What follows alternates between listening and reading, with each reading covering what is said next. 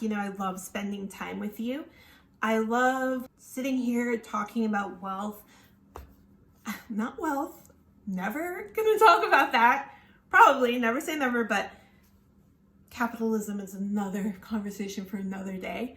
But I love sitting here talking about health, the ultimate wellness, and the things that I've learned and the things that have helped me to feel better. So during this time of self-isolation quarantine, I don't know about you, but there has been one thing that has manifested itself in a way that never manifested itself before for me, and that is lower back pain. Now, I'm not gonna say I've never experienced it before, because I have. Like, you know, I'm a thick chick. It happens sometimes. I walk everywhere. I stand on the subway, all of these things, yada, yada, yada. I've experienced lower back pain before, but now it's almost every single day of being in quarantine. So I've been doing research on ways to help that, and I want to talk to you guys about those things today. Now, the lower back pain I'm feeling, it's like in my lower, it's kind of like, if you're a person who gets your period, maybe you might have these kind of aches and pains, and you might know what I'm talking about, but it literally just feels like a pressure on the backbone, and it's annoying. And I know it's happening because of my couches and have great lumbar support.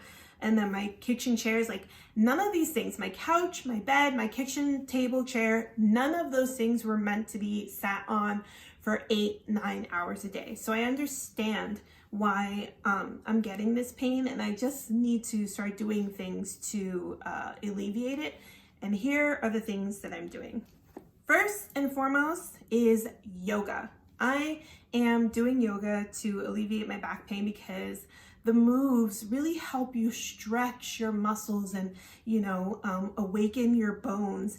And I feel like everyone should do a little bit of yoga. Like, I'm not like a super yogi or whatever, but just a couple of things I like to do are sun vinyasa yoga, which are the sun poses, which are the movements that take you from standing all the way to laying down into child's pose and then up again into mountain pose. So those moves are really great because, you know, when you reach up for mountain pose and you go all the way up, it stretches your back. And then when you come down, you allow your body to dangle forward. That feels amazing, incredible for all of the vertebrae in your back, not just for your lower back. And then when you go down into downward facing dog, into cobra, and then into child's pose, it just feels incredibly amazing. And if you do those like in the morning, very slowly, because it's all about the muscles and about the way your body is feeling, you do those very slowly, you will over time start to feel better. Just be gentle on your knees, be gentle on your back, and be kind to your body and listen to your body. The second thing that I love to do, and everyone may not agree with this, is twerking. Can we just talk about twerking? Now, the reason why I love twerking is not just because Megan Thee Stallion does it and she looks amazing when she does it, but it's also really good for your lower back pain because it uses a lot of the same techniques that you do in yoga. Whenever you're doing the bridge pose or you're doing the cat pose, you are basically arching and contracting your back in the same way that you do for twerking. And it may be seen as like a lowbrow thing sometimes in the United States, but twerking is actually a dance move respected in most cultures. Hey, I respect it. It's respected in my culture. So do a little bit of twerking. There's so many videos. I will link them down below, but there's so many videos on YouTube. All you need to do is put on your favorite music or put on slow, lo-fi music and just kind of twerk your back, which is like arch and contract, arch and contract. Don't worry about the way you look. Don't worry about if your booty is moving or not. This is about making yourself feel good. And I don't know about you, but I feel super sexy and empowered when I twerk. So go ahead, give it a try, get your Megan Thee Stallion on, and we can start to feel better.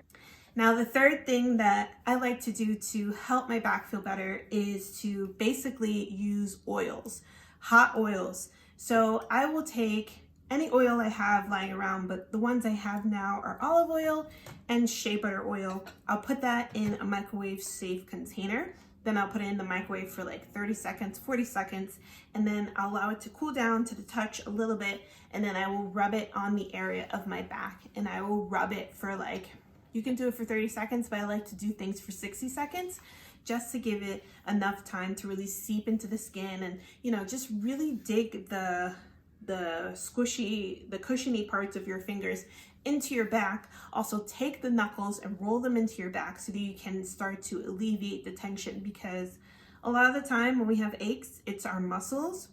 It is just our muscles. And when we're in self-quarantine, we're not moving as much.